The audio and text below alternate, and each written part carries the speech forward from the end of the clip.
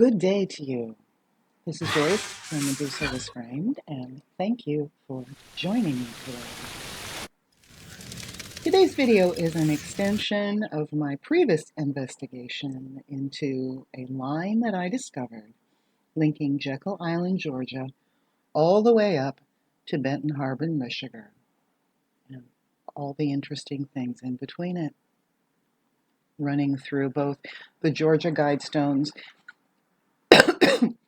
and a haunted house attraction in Gatlinburg, Tennessee, that was one of the most important buildings chosen to be saved at all costs during the Gatlinburg fires of 2016. As in all my videos, I simply put together patterns and findings, but let you draw the conclusions you discern on your own.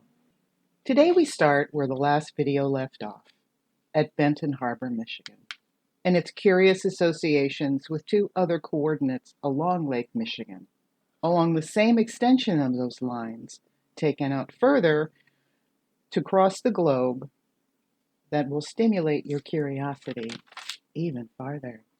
Here you see the updated screenshot from my previous video from Google Earth, where I presented a line of correlation from the southeast Atlantic all the way up to Lake Michigan, via railroads, caverns, tunnels, and after effects of that line, seeing the large triangle of Jekyll Island to DC and Bermuda. A triangle above the Bermuda Triangle will extend one of those lines today for some very interesting connections.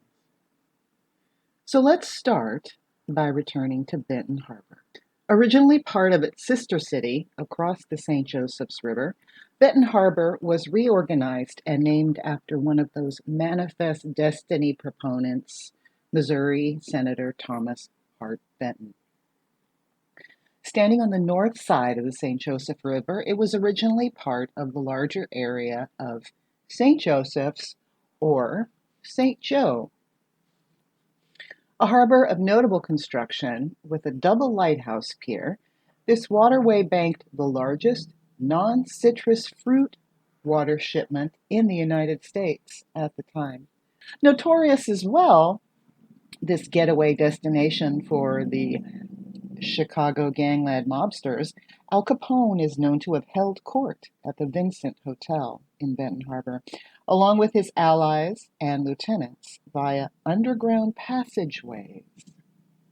Many of Chicago's actions were reputed to have been planned here at the Vincent, or on one of Al Capone's boats, which he kept docked along the St. Joseph's River.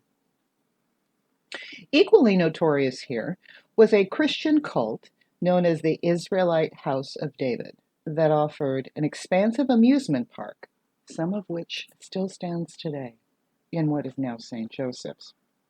The charismatic founder was eventually rounded up, arrested, and charged with tax fraud after being found in his underground cavern bunker system, trysting with his harem slaves who were kept underground. Interestingly, it seems that the reset architect known as Frank Lloyd Wright found remnants of an old star fort here, and as he did with many constructions, especially his early ones, claimed that it was all his design and built the Snowflake Motel, which no longer stands. The Springs of Eden amusement park, remains of the House of David cult commune, included some unusual rides and layouts, which, like so many trolley parks, resemble water treatment plant construction, like the splash parks and mysterious round domed buildings with different types of gyro technologies within them. Was Benton Harbor, St. Joe, an ancient water sewage treatment area? Did the foundation of the Snowflake Motel offer some plasma assistance to this endeavor? How interesting when one considers that the current groundwater contamination in Benton Harbor is the worst in Michigan, worse than Flint. Just what happened with that ancient filtration network, culverts, geomancied water reservoirs? What happened when that was all shut down? But let's move on to what drew me into this video. The Lake Michigan Triangle, the southernmost coordinate for which is Benton Harbor. We've all heard of the Bermuda Triangle, but did you know that there are several others on the planet? The Lake Michigan Triangle represents a smaller area of water than the Bermuda Triangle, but far more mysteries. Its parameters are marked Manitowoc, Wisconsin, Ludington, Michigan, and Benton Harbor, Michigan. Lake Michigan is the largest freshwater lake in America and the only Great Lake fully within U.S. territory. An indigenous name for it was Michigami, meaning Lake of Stinking Water. 370 miles long, 118 miles wide, with an average depth of 279 feet. Its deepest clocks at 925 feet. There is a 1,180 cubic mile volume in Lake Michigan, covering 22,300 square feet of surface area, a 45,000 square foot drainage area via the Straits of Mackinac and Lake Huron.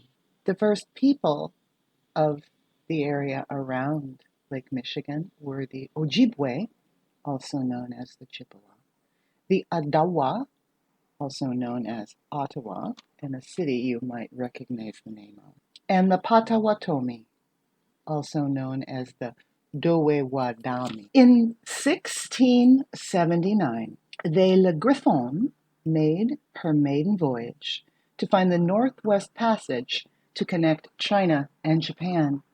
Notable, as she was one of the largest sailing vessels at the time, she reached the area known as the Michigan Triangle and was never seen again. No wreckage has been ever found. No trace of crew ever washed ashore or was found. In 1883, the crew of the tugboat Mary McLean, working out of Chicago, witnessed blocks of ice falling from the sky into the lake. One 30-pound chunk was preserved in the tugboat's icebox. In 1891, the Thomas Hune, a three-masted schooner built in Manitowoc in 1870, left Chicago for Muskegon and disappeared. It was found in 2006 inside the triangle. In 1905, one of the largest sailing vessels at the time, the SS Appomattox, a 319-foot, ran aground on the Wisconsin side while hauling iron ore and coal. In November of 1912, the SS Rouse Summons was hauling Christmas trees from Michigan to Chicago, and it vanished in the middle of the lake. In 1921, the Rosabella appeared damaged by a collision, yet no other ships were found, nor did any other damaged ships reach port anywhere on the lake. She was overturned and wrecked, with no signs of struggle and no crew. In 1937, Captain George Donner announced he was returning to his cabin on the O.M. McFarland, with instructions to awaken him when land came into view. They were crossing the lake. 4.5 or so hours later, crew finding his door locked and no response, they followed his orders and proceeded to break down the door, concerned at his lack of response. They found no captain, no sign of a struggle. He just vanished. He was never found. In 1950, the Northwest Orient Airlines Flight 250, carrying 55 passengers and 3 crew, were traveling from New York to Minneapolis. Just before vanishing from radar, Captain asked permission to descend due to extreme turbulence, and then they went black. The flight never arrived. The wreck was never found. No bodies. This occurred within the Michigan Triangle. In 1919, two large balls of fire noticed by many over the lake led to a collision of these balls that rocked both sides of the lake, shook the land. It became a national notice. The New York Times called it a meteor. In 1959, the SS Carl D. Bradley, at 635 feet, was the largest icebreaker on the lakes. It was hauling limestone from Lake Superior to Lake Huron. It was known as the Queen of the Lakes. It hit a massive storm within the Michigan Triangle and cracked into, like the Titanic. It sits at the bottom to this day. In 2001, the Michigan Shipwreck Research Preserve was founded. 1 out of every 100 ships sailing across Lake Michigan has wrecked.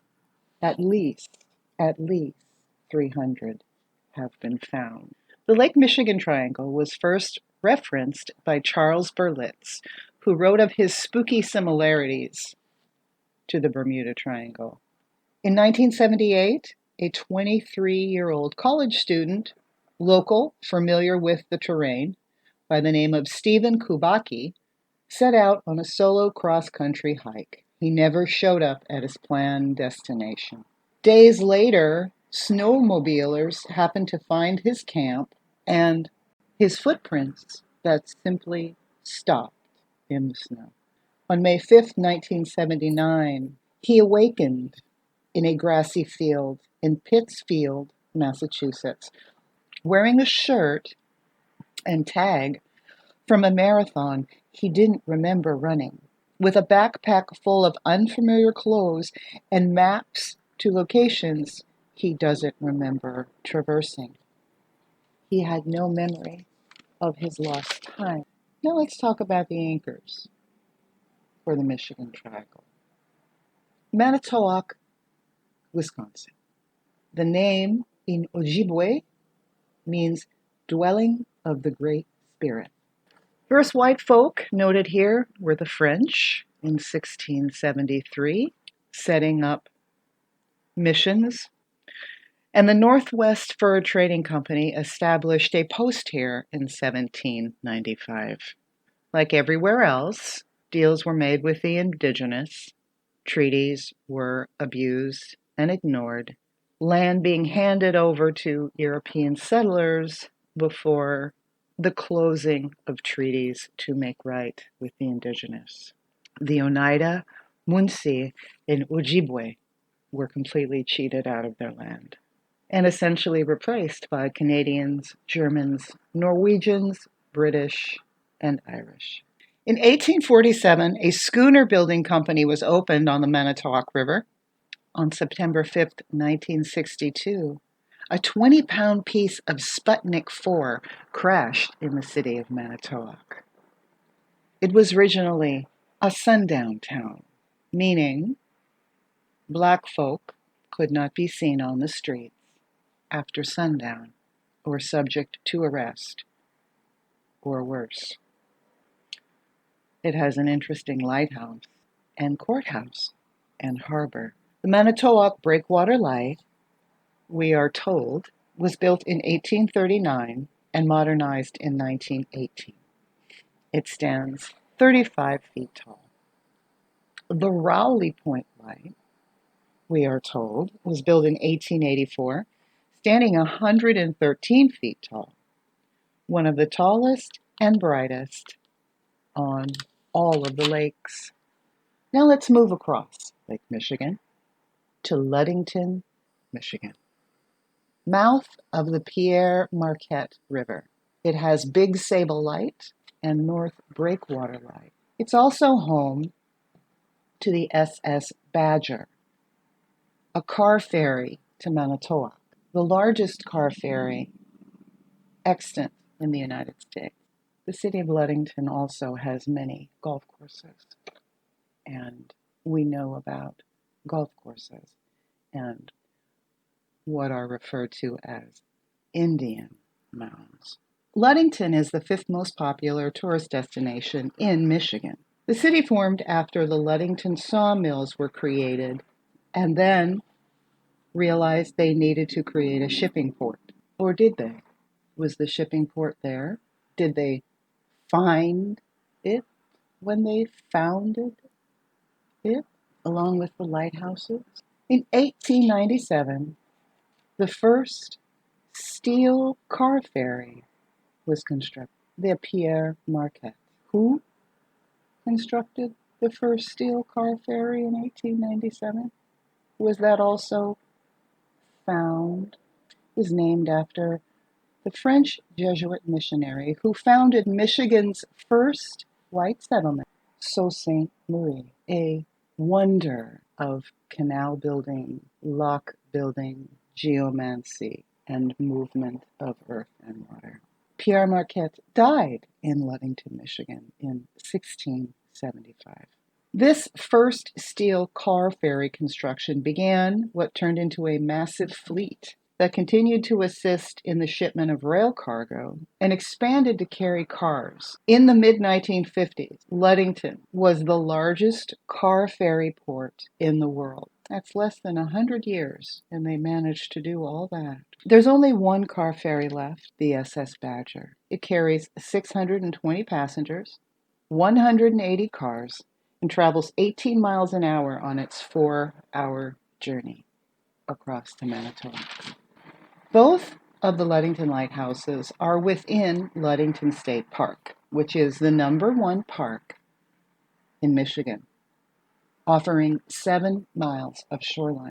Also within Ludington State Park is the Hamlin Lake Dam, built, we are told, in 1852 by Charles Mears, who was opening a sawmill and dammed a portion of water to float his logs on. Big Sable Light is built, we are told, in 1867, standing 112 feet tall, steel-plated, has a distinctive black and white stripe. Its light can be seen for 19 miles. The North Breakwater Light was built, we are told, in 1871. It is Michigan's #1 loved light. It has a 22-mile view, standing 25 feet tall. There are between 6,000 and 8,000 ships at the bottom of the Great Lakes. At least 300 lie at the bottom of Lake Michigan, most of those within the Michigan Triangle. In 2007, Northwest Michigan College professor Mark Hawley was out on a diving expedition with boat captain Brian Abbott on a project cataloging shipwrecks. In 40 feet of water, they discovered unusual arrangements of stones and stones with carvings, an unusual ring, concentric rings, and a stone with a mastodon carving. This became known as Michigan's Stonehenge and is a point of conjecture, conspiracy theory, accusation, and fascination to this day. The exact location of this has been kept secret to not only protect the ruins, but also out of respect to the indigenous of the area, who Professor Hawley consulted to learn that their ancestral stories included mention of such a place.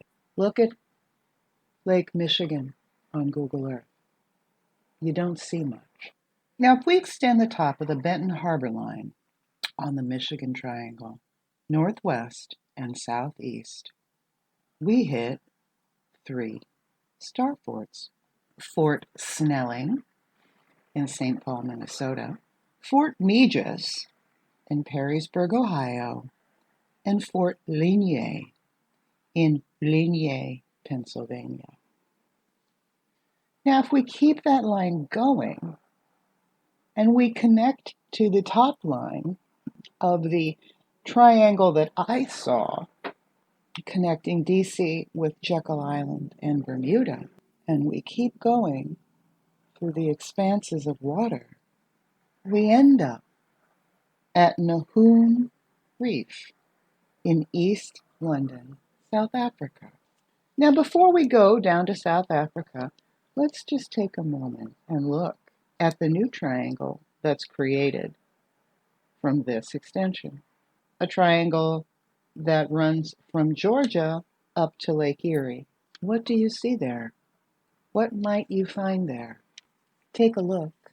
Known as the Sunshine Coast of South Africa, Nahoon Reef and East London have been war-torn for years.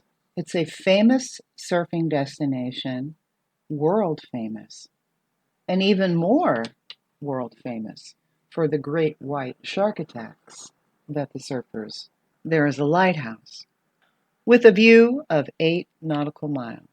There is the Nahoon Dam and the country's only river port.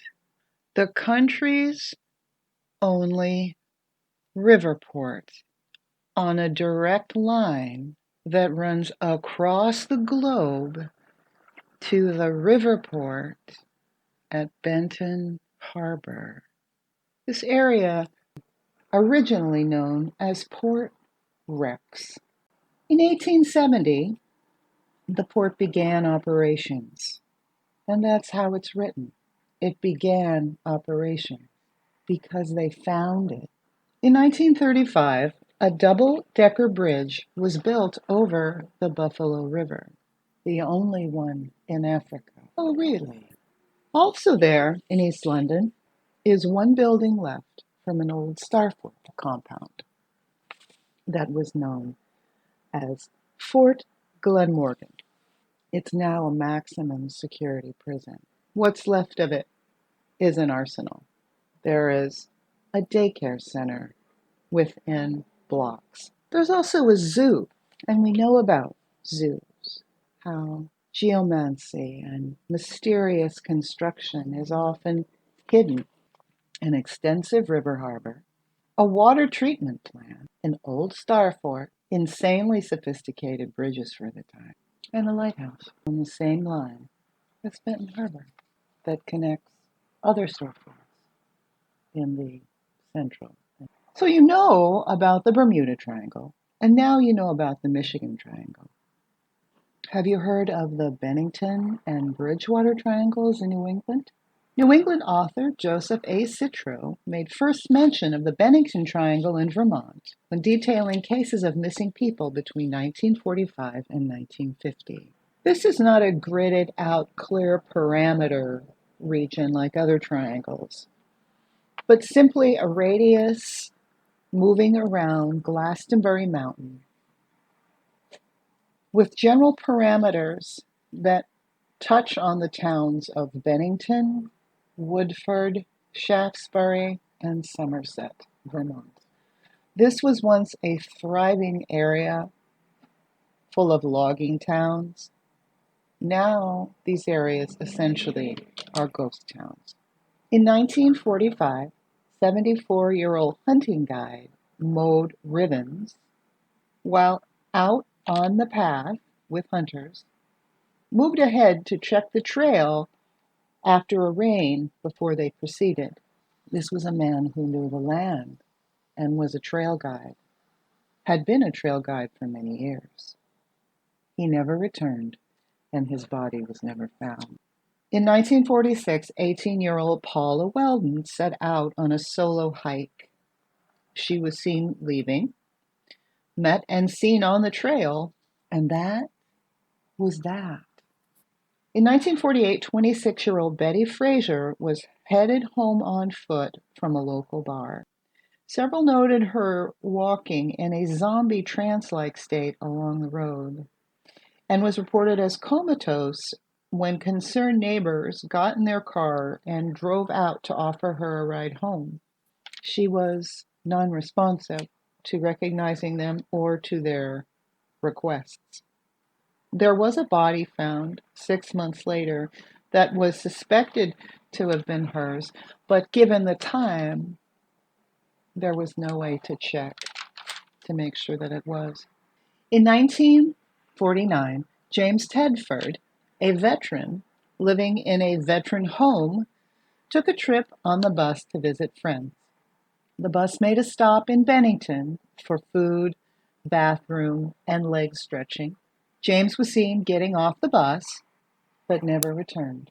His bag and ticket were still in his seat. His body was never found. In 1950, 8-year-old Paul Jepson was taken in the family truck with his mother's to a part of the farmland where the hogs were kept. He opted to stay in the truck while his mother stepped out to feed the hogs.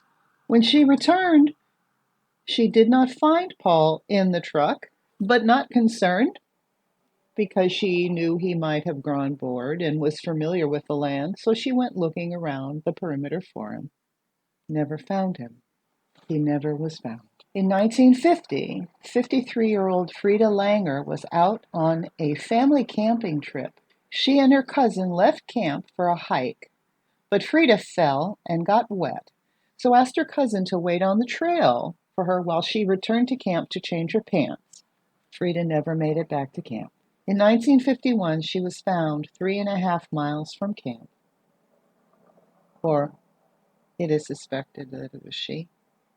People have reported seeing Bigfoot, UFOs, strange lights, vortex sensations. And much of this is reputed to have come from what is known as Cairns Rock, a mysterious collection of rocks. There is no reported history surrounding. Indigenous of the area say that it's a haunted rock that erupts, engulfs, and eats people. In 1970, a cryptozoologist, Lawrence Coleman, referenced the area of southeast Massachusetts in his book Mysterious America as the Breakwater Triangle. 2,000 square miles, where light orbs, balls of fire, Bigfoot, dinosaur-sized snakes and reptiles, and even pterodactyls, called thunderbirds, have been sighted. The center of this appears to be Hockomock Swamp, referred to by the indigenous Algonquin as the place where spirits dwell. Early colonizers called it the Devil's Swamp. Geographic barriers for the Breakwater Triangle fall around Freetown, Fall River State Forest, a place long recorded for cult activity, satanic activity, animal and ritual human sacrifice, gangland murders, and strangely ritualized suicides. It is home to the eerie Profile Rock. Its parameters cross Bridgewater State University, where several rooms and dorms are haunted. It also crosses the property of Taunton State Hospital, previous site of the Hornbein School, a one-room schoolhouse operating from 1840 to 1937. Students are seen walking around Taunton State Hospital in the 60s and 70s. It is believed it is the students from Hornbein, but no one knows why their spirits haunt there. Also in the 60s and 70s, there were many patients that reported cases of feeling touched, caressed, whispered to, or having their bedding pulled away from them. Within the Bridgewater Triangle are numerous reports of flying objects, unusual light activity, and non-natural animals to the area, including animals growing to mammoth dinosaur size. Of course, there are Bigfoot sightings, what people call the shadow people, and poltergeists.